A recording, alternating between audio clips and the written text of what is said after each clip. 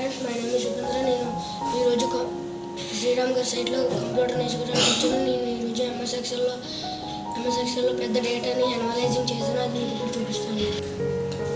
ముందుగా ఈ పెద్ద డేటాని నేను పైవట్ టేబుల్గా క్రియేట్ చేశాను. అవి ఇప్పుడు మీకు చూపిస్తాను. ఈ పైవట్ టేబుల్ని ఎలా క్రియేట్ చేశానంటే, ముందుగా సేఫ్టీ డేటాలోకి వెళ్ళి ఇన్సర్ట్లోకి వెళ్ళి పైవట్ టేబుల్పై క్లిక్ చేశాను. ఇలా వచ్చింది.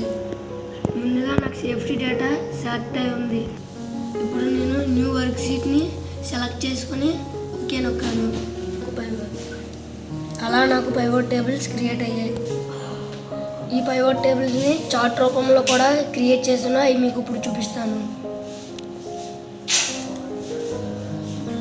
దీన్ని కాలం చార్ట్ అంటారు, దీన్ని బార్ చార్ట్ అంటారు, దీన్ని లైన్ చార్ట్ అంటారు,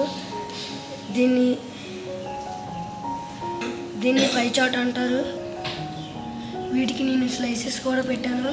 ఈ స్లైసెస్ని నేను ఎలా పెట్టాలంటే, ముందుగా పైవట్ టేబుల్ కాడికి వెళ్ళి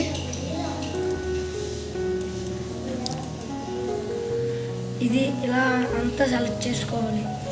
ఆ తర్వాత ఇన్సర్ట్లోకి వెళ్ళి ఫిల్టర్స్ పై క్లిక్ చేసి స్లైసర్స్ పై క్లిక్ చేస్తే ఇలా వస్తుంది. ఇప్పుడు ముందు ప్లాంట్ ఉంది కాబట్టి ప్లాంట్ పై క్లిక్ చేసి ఓకే కొట్టాలి. ఇలా నేను అన్నీ తయారు చేశాను. ఇప్పుడు నేను ఆల్బమ్ పై క్లిక్ చేస్తే ఆల్బమ్లో ఎన్ని యాక్సిడెంట్స్ అయ్యాయో వస్తాయి. ఇది కూడా ఫ్రెండ్స్, ఇలా నేను వీడితో కమ్యూనికేట్ అవుతాను. Thank you.